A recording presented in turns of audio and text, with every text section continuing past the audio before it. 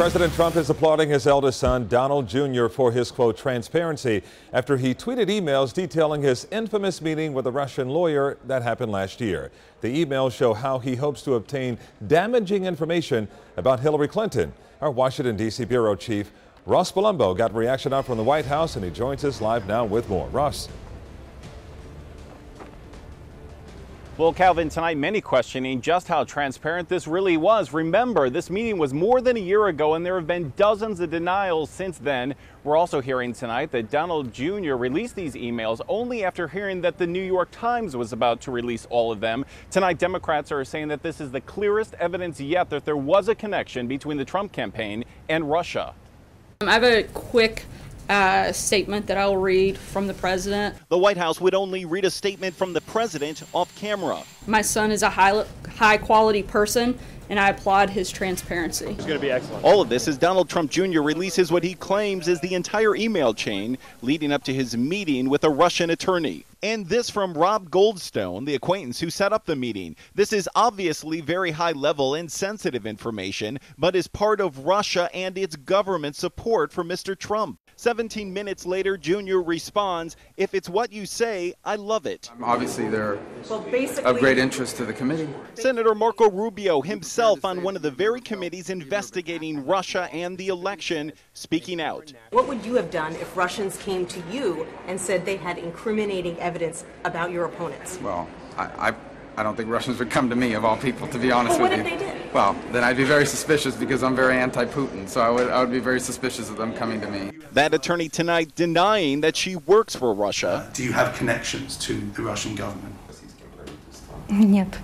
No. But she does admit she was lobbying against Russian sanctions. It's certainly another shoe that's dropped that needs to be pursued and looked at. Members on both the House and Senate Intelligence Committees now say they want to question not only Jr., but Jared Kushner and Paul Manafort, who were also at the meeting. Potentially a treason investigation. Senator Tim Kaine going as far as to suggest treason. Nothing is proven yet, but we're now beyond obstruction of justice in terms of what's being investigated. This is moving into perjury, false statements. I think those new words are ridiculous. Jr. tweeting today, media and Dems are extremely invested in the Russia story. If this nonsense meeting is all they have after a year, I understand the desperation. The other question tonight, what did the president know and when? Records show the president was in New York and at Trump Tower on the day the meeting took place there.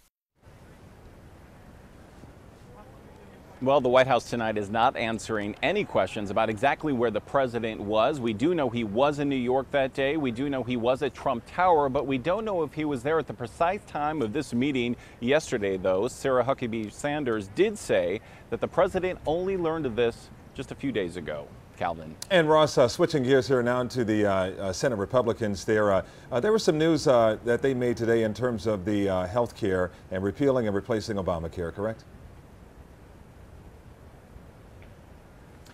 There is some news to report on that tonight, Calvin. Senate Republicans, Mitch McConnell, their leader, saying that they would come up with a revised plan unveiled on Thursday and submit that to the Congressional Budget Office for a new scoring. We should have that new scoring by next week, and that's when a vote is anticipated. Also, Mitch McConnell saying that he has canceled the first 2 weeks of the summer recess, so Senate Republicans will be here a little longer until we at least get some sort of vote on this. And we look forward to hearing more tonight. Okay, Ross, thanks a lot.